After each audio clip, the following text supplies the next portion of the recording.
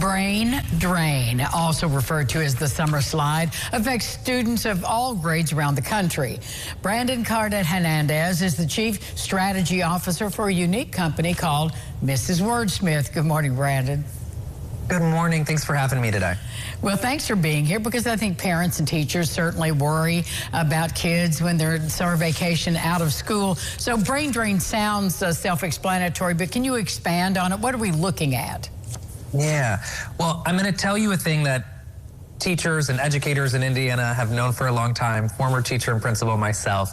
You know, kids will go away for the summer having learned something the year before, go into the summer having learned something the year before, and come back into the new school year having lost a lot. And so what we know is that over the course of a summer, if a student's not involved actively in reading instruction and reading, they can lose about 20% of what they learned the year before. And it's huge, right? It has a snowball effect that can carry into the school year and then can move itself into the following summer.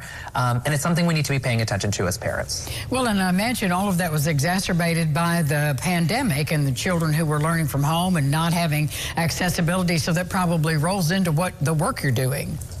Absolutely. You know, we know that 36% of fourth graders, 37% of high school students are reading on grade level. That's a lot of kids who are already off track. And so the summer matters, because that 20% of loss that we were talking about, having that happen when you're already behind can have really big impacts, right? It impacts just your joy and your confidence. You don't feel good learning because you're already so far behind. It makes it hard to take on that challenge. And then, of course, the effects just snowball. And the further behind you fall, the further behind you get, and it keeps happening and happening.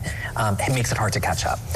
Well, what is your company offering? I know you've got a creative team you work with. So what are you offering parents and educators for this summertime slide? Yeah, it's a great question. So thank you.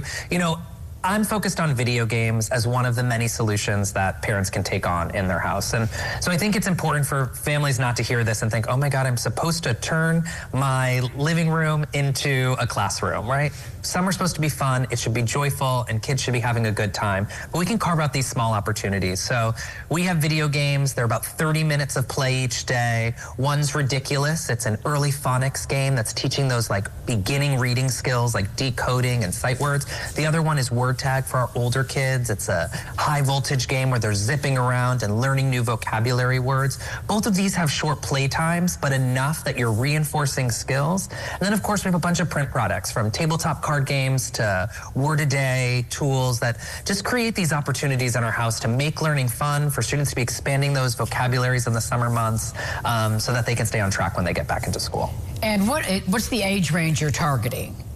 Yeah, we're focused on those elementary, middle school ages, right? And particularly that time where a kid is learning to read. And so we're looking at kids from early as 3 and working with students until they're in 6th and 7th grade. So are we looking at an app, for example, for our cell phones and laptops?